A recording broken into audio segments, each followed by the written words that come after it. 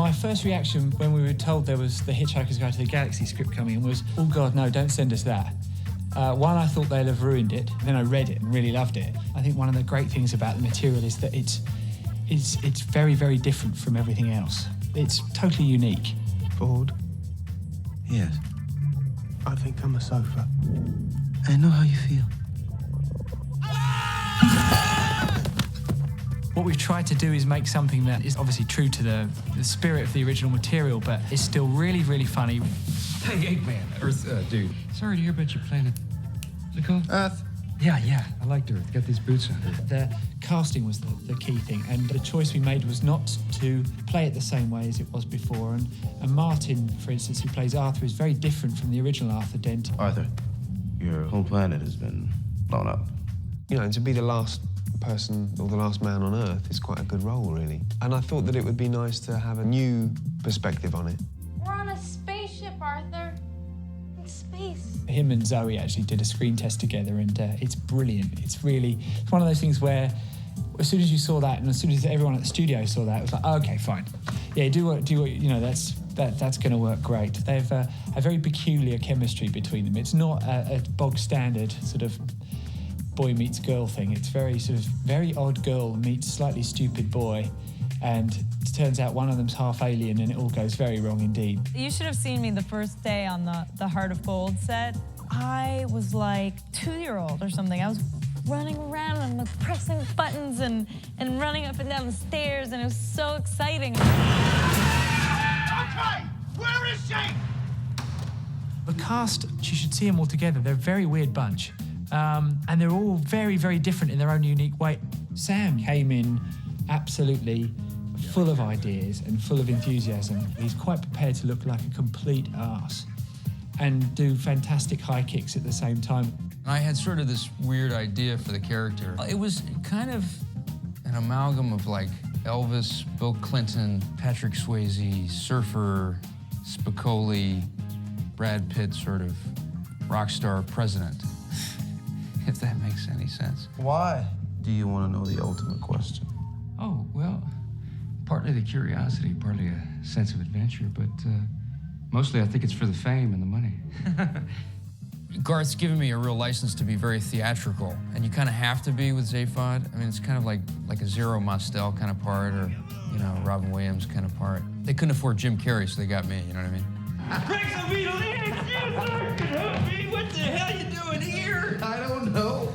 Stuck out my thumb, here I am. Then you throw Mos Def, who is this wise, you know, sort of exquisitely sort of dressed guy who's just very, very cool and very, very methodical and very funny and witty and very, very, you know, straight. I like the ambition of it. And when I got to be more familiar with Nick and Garth's work, I started to feel like they were looking to create another world. And they weren't just going to be relying on CGI. Once you've strangled it with a towel, you grab it with that, you let go of one hand. So, and then yeah. It's kind of like... Yeah, that's it, exactly, yeah. In the last few years, I think it's all become so much about, you know, blowing your mind with the latest trick, and with slightly less emphasis on good ideas. It was more important for us to do something imaginative, and I don't mind knowing that there's a man in the suit, because the suit's so brilliant and the character's so terrific that you know, my disbelief is suspended. Freeze! Freeze? Hippity-doo. I'm a robot, not a refrigerator. My suit for Marvin, it's been one of the most challenging things I've ever done in film. The suit weighs 4 stone, and I only weigh 6 stone. So you can imagine I'm trying to lift this weight. The suit in itself is a big deal because it requires 2 people to put it on. Then also there's a guy that works with the electronics that goes with it too. Action! We have these incredible creatures built by the Jim Henson Company. I don't think you could really get much better than that in CGI. Sir. What? Hitchhikers.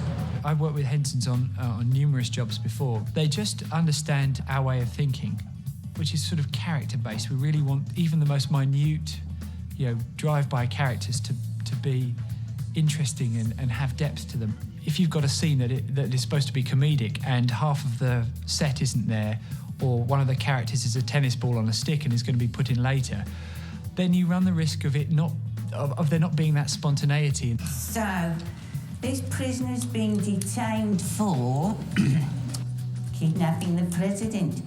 The Vogons, they're based on these old cartoons by an artist called Gil Ray, which were caricatures of politicians and people of power, and they were always very sort of large men with bulbous noses and big jowly jaws. We started with the idea that these were like politicians and judges, people that just are old, stuffy and crazy, and they just ruin everything. But also, on their planet, if anyone has an original thought or an idea, they get smacked in the face by a paddle that just flies out of the ground.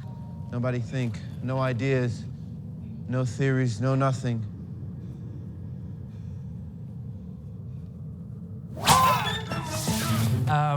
And so we thought, well, also it'd be quite funny if they'd evolved, if a planet had evolved with these creatures that had been smacked in the face for millions of years, then their noses would be kind of like pushed right up. They look like they've been smacked in the face quite a lot.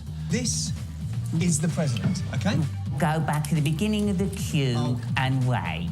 It certainly turned into a sort of this bizarre factory of weird stuff. It's quite something to say, you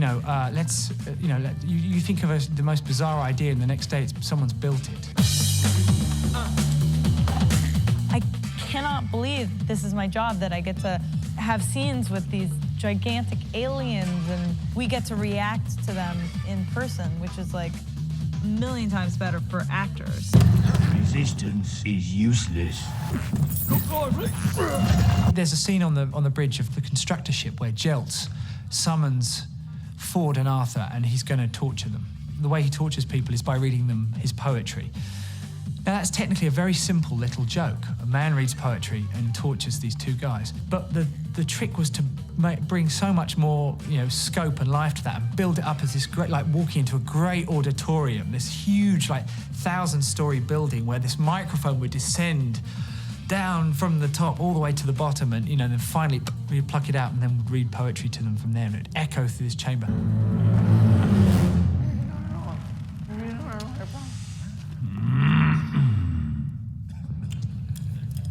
Oh, frizzled grunt public. No, really, you don't have to read. The reaction from our two heroes is so lovely, and I love the fact that we're able to make it as cinematic as possible.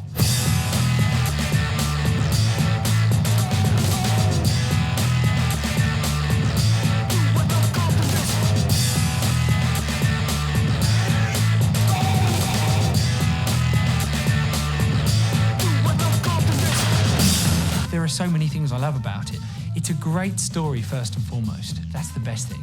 And then you've got these incredible worlds that you have to visualize from scratch. So to have a great story and have a place where I can invent this incredible sort of visual language to fit the story. And then to work with actors who are not just funny, but really good actors, and who can really bring a real sort of heart and soul to the piece, reality to such an extraordinary story. That's really quite fabulous. Not that anyone cares what I say, but the restaurant is at the other end of the universe.